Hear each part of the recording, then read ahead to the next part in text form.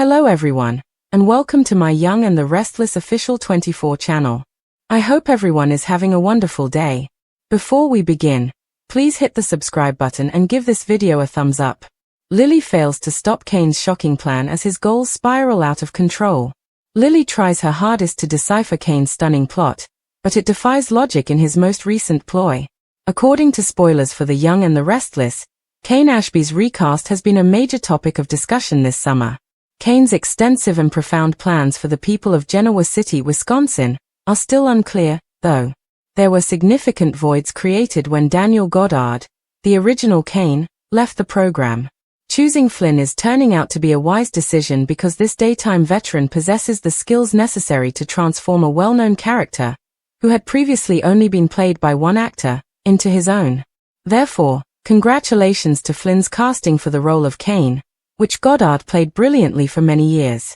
Flynn deserves extra praise for having a lot of dialogue to memorize and deliver in a plot that is still up for debate. The idea that Kane or anyone else could take over all of the city's legacy businesses is absurd. However, viewers have to accept that in order to continue reading story. Is Ashby able to be a tycoon? Given his early arrival in GC and his play on the pity of two extremely tough cookies, Catherine Chancellor and Jill Abbott, Goddard's portrayal of Kane has a dubious side. Kane was never the brother of Jason Thompson's character Billy Abbott. However, he made a bogus claim to be. Although his motives were entirely protective of Lily Winters and their family, Goddard's addition also subsequently gaslighted her and staged his death. Given Kane's lengthy past, it makes sense that the role Flynn currently plays would get along with Colin Atkinson. But to suddenly turn him into a billionaire, that must be clarified, then. Lying to Lily Winters and others several times, Kane has repeatedly denied that he wishes to harm anyone while looking Lily in the eyes. But he didn't consider other people's feelings while he was by himself with Amanda Sinclair. Colin and Kane apparently developed the Aristotle Dumas image to purposefully hide their fledgling company from the public. Kane has yet to disclose the source of his wealth and rapid rise in wealth. Kane's self-disclosure in the maze on his farm in the south of France, 6 years after he left GC to search for Colin, suggests unscrupulous activities. But Kane keeps telling Lily that he and Colin created Arabesque on the up and up. Victor Newman is assisting. Victor Newman is the one who can extract the true tale. Although the Mustache goal is to protect Newman Enterprises, Winters Incorporated may benefit from his attempts to neutralize Kane or lead him to attack Jabot. When Victor and Nikki Newman told Lily earlier that they wanted her family business to succeed, they meant it. They felt guilty for deceiving her about the head of Chancellor, and they kept trying to patch things up. Lily has followed Victor's advice and is still in contact with Kane. However, she has not succeeded in asking him to stop or in finding out what his takeover plans entail. Yes, Kane still has feelings for Lily, and he seems sincere when he says he wants to get back together. But even if she accepted that, which she hasn't, Kane hasn't indicated that he will stop his plan to acquire a number of GC heritage companies. Lily fails to stop Kane's shocking plan as his goals spiral out of control, and the weight of it all feels like a nightmare that keeps stretching across every waking hour of her life. Because no matter how many times she sits down with him, no matter how many times she begs him to open up, to be honest, to let her in on whatever grand design he is crafting in the shadows of Genoa City, his answers come laced with half-truths, evasions, and a smile that masks too much ambition to be dismissed as harmless. And Lily, who has known Kane Ashby for years, who has forgiven him for schemes, lies, and manipulations that would have torn apart other couples, finds herself stunned by the sheer magnitude of what he is attempting now, because his new strategy, whispered about in hushed tones and revealed in fragments through overheard conversations and cryptic documents, points to a shocking plot that defies all logic. And while she tries her hardest to decipher his motivations, the pieces don't fit into a puzzle she can solve, leaving her in a desperate limbo between loyalty, suspicion, and fear. Especially since spoilers from The Young and the Restless storyline have made Kane's recast such a major topic of discussion this summer, with Daniel Goddard's absence leaving a void but Flynn's portrayal bringing a sharper edge, a more layered menace, and a kind of charisma that makes viewers believe that this Kane is capable of anything, no matter how outlandish or dangerous. And so Lily's struggle to contain him isn't just personal, it's emblematic of the way Genoa City itself reacts to ambition unchecked. Because as much as Cain has been a man of family, sacrifice, and occasional self-destruction, the version standing before Lily now is a man who looks at the city's legacy businesses, Chancellor Winters, Jabot, Newman Enterprises, and even the smaller players like Fenmore's, as pieces on a chessboard, ripe for takeover, manipulation, and consolidation into something larger, something entirely under his control. And Lily cannot wrap her mind around how Cain, of all people, thinks he can transform himself into a tycoon overnight, though she knows the truth lies somewhere in the shadows of his past, back to when he first arrived in Genoa City under a false identity, claiming ties to the Abbott family he never had, leveraging the pity and wealth of women like Jill Abbott and Catherine Chancellor, weaving a narrative of loyalty while secretly playing angles that always left Lily second-guessing whether his love was genuine or just another con. And although history shows that Cain's motives often stemmed from protecting Lily and their children, his methods left scars, as when he faked his death, gaslighted her, or turned to Amanda Sinclair when Lily thought they were supposed to be mending what was broken, all of which makes his current insistence that his scheme is for them ring hollow in Lily's ears. And what's worse is that Cain's story about his rapid wealth and sudden power doesn't add up, because while he claims he and Colin Atkinson built Arabesque, the secretive company that appeared out of nowhere, with integrity, whispers of Aristotle Dumas, of shell companies, and of hidden funds trace back to their activities in Europe, particularly to Cain's mysterious time in the south of France, where he supposedly lived on a quiet farm but in truth constructed an elaborate financial labyrinth that suggests fraud, money laundering, or worse. Yet every time Lily presses him, he offers only charming smiles and vague reassurances, leaving her to wonder whether she is watching the man she once loved evolve into something unrecognizable or whether he is simply spiraling into self-destruction dressed up as brilliance. And into this tangled mess steps Victor Newman, a man whose instincts for power plays are sharper than anyone's in the city. And though Victor insists that his concern lies with protecting Newman Enterprises, his actions suggest something more complex, because he has been keeping a wary eye on Cain's moves, warning Lily that her family business, Chancellor Winters, could become collateral damage if Cain's ambitions go unchecked. And while Victor has reassured Lily and Devon that Newman intends for their company to thrive, he has also made it clear that Cain's maneuvers could destabilize not just one corporation but the entire balance of power in Genoa City. And Nicky Newman, ever the diplomat, has attempted to soothe Lily's nerves, reminding her that Victor, despite his ruthlessness, values family businesses like hers, but Lily knows that Victor's loyalty ends where Newman's interests begin, and she realizes that even if he seems to be assisting her now, his true goal is to either neutralize Cain or use him as a weapon against Jabot, which leaves Lily even more torn, because trusting Victor is as dangerous as trusting Cain, and yet she has no choice but to engage with both men if she hopes to protect her family's legacy, all while Cain, driven by equal parts obsession and desire to prove himself, continues down his path, insisting he still loves Lily, promising that everything he is doing is for their future together, but never once agreeing to stop his plan or even slow it down, because the power he is chasing has consumed him too deeply, so much so that even if Lily were to forgive him, embrace him, and try to rebuild their marriage, she fears she would be tied to a man who no longer sees love as enough, a man who sees empire building as the only way to heal old wounds of rejection and failure, a man spiraling out of control with goals that stretch beyond reason, leaving Lily powerless to stop him no matter how hard she tries. And as the days pass, the pressure mounts, the whispers grow louder, and the realization sets in that Cain Ashby is not just scheming, he is transforming into a figure that Genoa City has never seen before.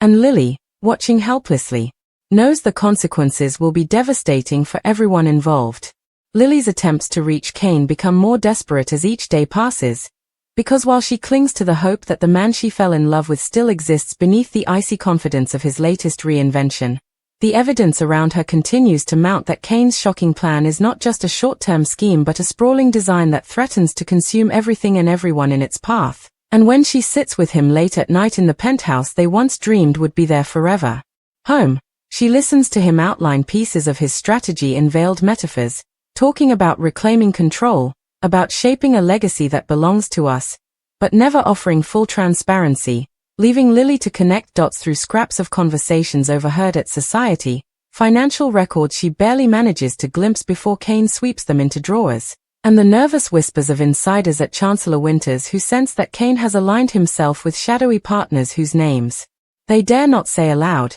And though Lily wants to believe she still holds influence over him, she feels herself reduced to a spectator, watching him transform into someone who thrives on manipulation and thrives even more on secrecy. And what terrifies her is not just the ambition itself but the velocity at which it accelerates, because his goals spiral out of control in a way that even seasoned power players like Victor Newman, Jack Abbott, and Jill Abbott have not seen in years. And while Lily's instincts scream at her to run, to distance herself from Kane before he drags her down with him, her heart keeps pulling her back, reminding her of the children they share, of the years of passion, pain, betrayal, and forgiveness that knit their lives together, making it impossible for her to simply let go. And so she persists, warning him that he is jeopardizing everything he once claimed to hold sacred, begging him to remember the values he swore to uphold. Yet each plea seems to harden his resolve, as if her resistance confirms to him that the world will never understand his vision, and therefore he must pursue it alone,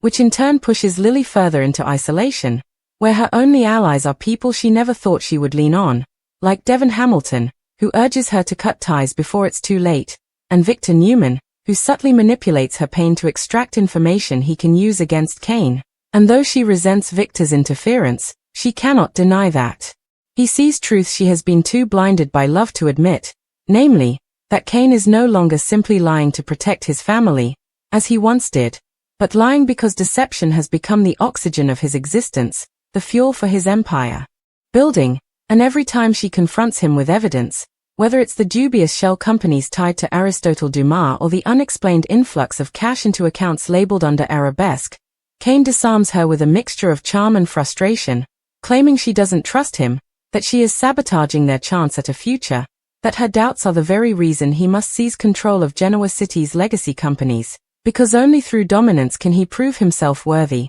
And Lily, exhausted by the circular arguments, begins to realize that his words are not meant to convince her but to reinforce the narrative he has constructed for himself, one where every obstacle is simply proof that he is destined for greatness. And as the weeks unfold, the consequences of his obsession ripple outward, first in small ways, an anonymous tip undermining a Chancellor Winters deal, an unexpected leak exposing Jabot's vulnerabilities, a sudden reshuffling of executives at Newman Enterprises. Then in larger shocks that shake the city, like a hostile bid for Fenmore's that no one anticipated, one that seems to come from nowhere until Lily connects the dots and realizes Kane orchestrated it through a maze of intermediaries. And when she confronts him, demanding to know why he would target Lauren Fenmore, a woman with whom they share history and friendship, Kane simply shrugs, saying it is just business. That emotions have no place in empire building, and in that moment Lily feels something inside her fracture, because she sees in his eyes not the husband who once wept over their shared struggles but a man intoxicated by power, willing to sever bonds with anyone who stands in his way, even if that means alienating her. And while she contemplates walking away, she fears that doing so would unleash him entirely, stripping away the only tether he still has to his humanity. And so she lingers, torn between love and survival, as Victor intensifies his involvement, meeting with her in quiet corners of the athletic club to warn her that Kane's endgame could destabilize the city's balance of power, that Newman cannot afford to let Kane succeed. And though Victor promises protection for Chancellor Winters, Lily knows his real aim is to steer Kane into conflict with Jabot, because nothing would please him more than to see Jack Abbott weakened, and Lily hates herself for even considering Victor's offers of support, yet she cannot ignore that his insights are often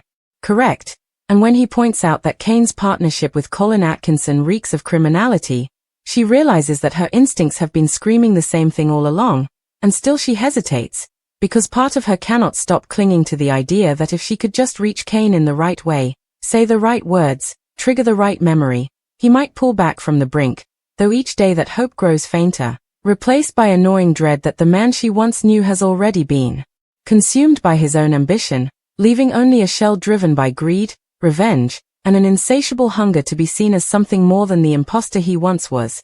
And so Lily moves through her days like a woman haunted, watching as Kane tightens his grip on secret holdings, watching as whispers spread about his next target, watching as Victor and Jack quietly assemble countermeasures. And yet, despite all her efforts, she fails to stop him, not because she hasn't tried but because Kane no longer listens, no longer cares, no longer views her as a partner to consult but as an obstacle to sidestep. And in her quiet moments, Lily acknowledges a truth she has been avoiding, that this plan will end in ruin, whether for Kane alone or for everyone in Genoa City. And the tragedy is that no matter how much she loves him, no matter how much she fights, she cannot change the course he has set for himself, a course spiraling faster and faster out of control, pulling her and everyone else into the vortex of his shocking ambition. The breaking point comes when Kane's plans, once confined to whispers and shadows, finally crash into public view, and Lily, who has spent months pleading with him behind closed doors,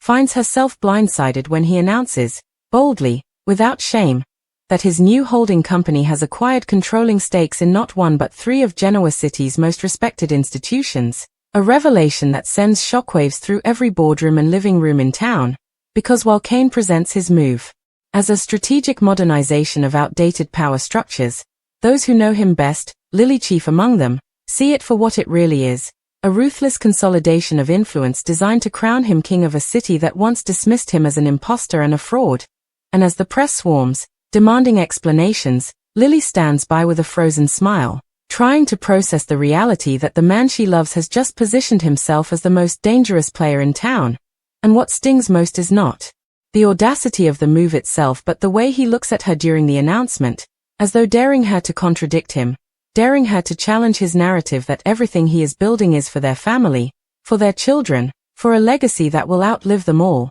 And though the audience claps politely, stunned into complicity by the sheer spectacle, Lily knows the truth. Kane's goals are spiraling out of control, and if someone doesn't stop him, he will drag everyone down in his quest for validation. And yet, despite her fury and heartbreak, she still cannot bring herself to destroy him, not fully. Because love, however bruised, still lingers, tying her to him even as his choices tear them apart. And in the days that follow, as Jack Abbott rallies Jabot's board to mount a defense, as Victor Newman maneuvers Newman Enterprises to either neutralize or exploit Kane's sudden rise, and as Jill Abbott rages that the son-in-law she once reluctantly trusted has become the very kind of predator she spent her life fighting, Lily finds herself at the center of a storm, caught between powerful men, plotting their countermoves and a husband who no longer listens. And though she tries once more to reason with him, to remind him of the humanity that once defined their marriage, Kane brushes her off with a cold kiss and a promise that someday she will thank him for everything he has done.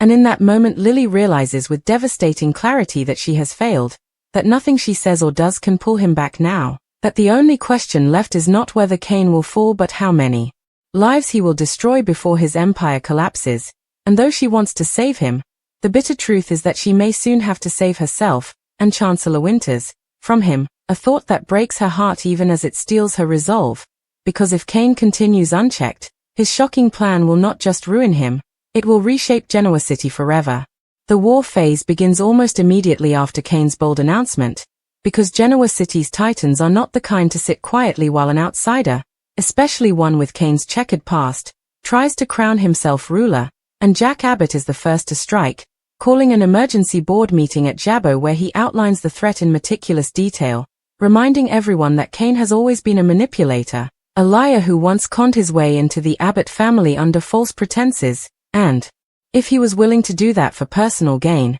then his current play for corporate dominance is nothing less than a direct assault on their family legacy. And though some board members question whether Kane really has the leverage he claims, Jack's certainty ignites a sense of urgency that galvanizes them into action. While across town, Victor Newman quietly sets his own strategy into motion, summoning his most trusted executives and instructing them to dig into every shell company, every paper trail, every shadowy deal connected to Kane, because Victor, more than anyone, understands that the man who controls information controls the battlefield, and he has no intention of letting Kane blindside him the way others once did. Yet in the middle of all this maneuvering stands Lily, who finds herself being pulled in every direction, with Devon urging her to distance Chancellor Winters from Kane before the fallout becomes irreversible, Jill warning her in sharp tones that Kane has become a liability the company cannot afford, and even Nikki Newman reaching out with an offer of support that feels suspiciously like an opening to manipulate her grief. And while Lily tries to project calm, inside she feels like she is unraveling, because she cannot reconcile the image of the husband she once loved with the man now standing on podiums, delivering speeches about vision and power while locking eyes with rivals like Victor and Jack in silent challenges. And the final straw comes when Kane makes a move against Chancellor Winters itself, using his hidden partnerships to block one of their major expansions in Europe, a blow that leaves Devon seething and forces Lily to confront the truth that Kane is no longer just playing games with strangers, he is actively sabotaging the family she swore to protect. And when she finally confronts him, demanding to know why he would attack her own company, Kane's response chills her to her core. If you won't stand with me, Lily, then you'll stand against me, and I can't afford enemies, not even you. And with those words, Lily feels the last remnants of their marriage fracture, replaced by the horrifying awareness that the man she has fought so hard to save may already be lost to ambition, leaving her with an impossible choice: betray him to the very rivals who want to destroy him, or protect him and risk losing everything else she holds dear.